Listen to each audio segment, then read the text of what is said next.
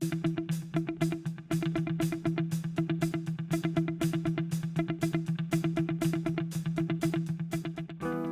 my name is Mike Kleist. I want to talk a little bit about GROUNDRUSH today. What is it? Where can you get it? All right, let me take you on a ride.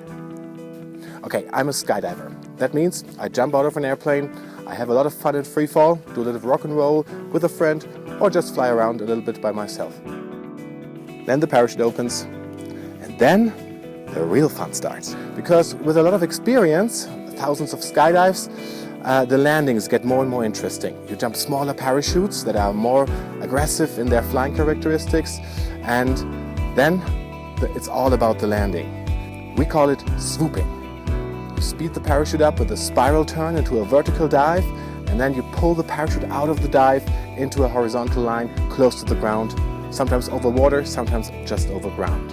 A couple of years ago, they started with competitions in this discipline, and they don't call it swooping, they call it Canopy Piloting. And Canopy Piloting consists of 3 disciplines.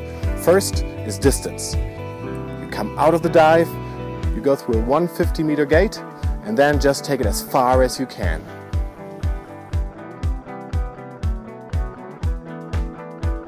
The second discipline is speed. You come out of your dive, and you have to take it around the curve, 75 degrees, and 70 meters is the whole distance.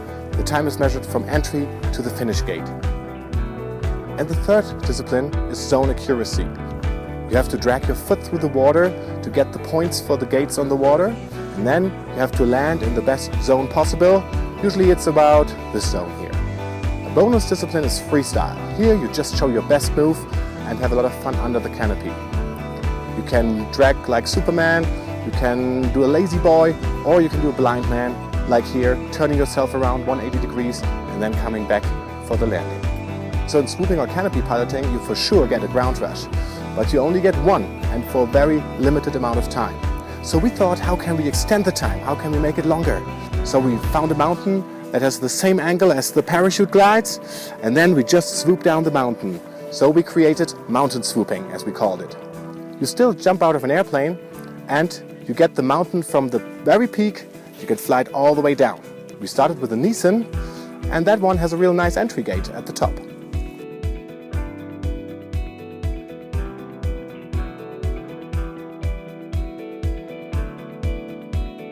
We also found some more famous mountains like the Eiger right behind me. It has a really nice ridge, and you can really play with the ground, play with the mountain, and mountain swoop it all the way down.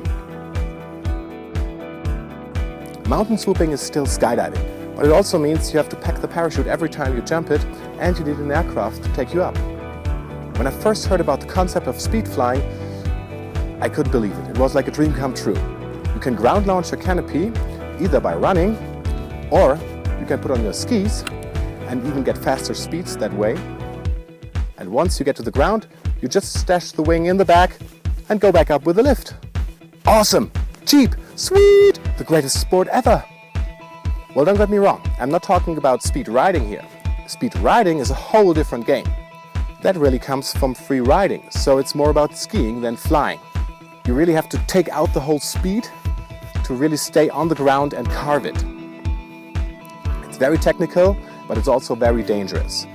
But it's awesome to watch the guys that really know how to do it, like Dominik Wicki or Uli Kerstenholz.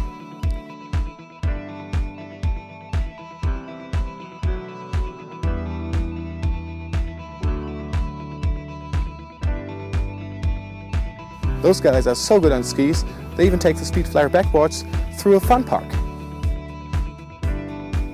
But that's not for me. I'm talking about speed flying.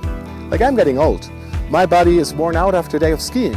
But in speed flying, I just sit in a harness and you carve around and you just touch down gently after the ride. But it's a flash for the head. You really can pick your track like a roller coaster that you can build through the terrain and really play with the elements, play with the mountain, and just contour flying through channels and very close to the ground. With skis you can even touch down, ride a little bit, and then just back in the air, flying again.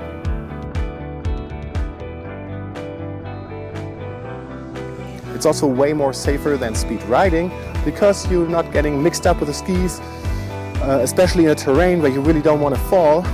I don't even attempt to touch down most of the time. I'm just happy flying close to the ground, through channels, through mountains, through trees, and getting my ground rush. Also in speed flying, we now have some competitions, like on the Swiss Nationals here.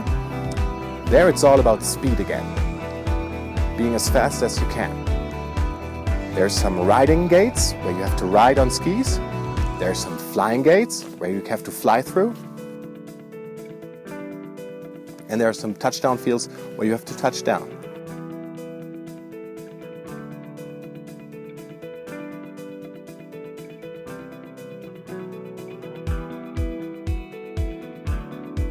Okay, that's my point of view on speed flying, canopy piloting and swooping.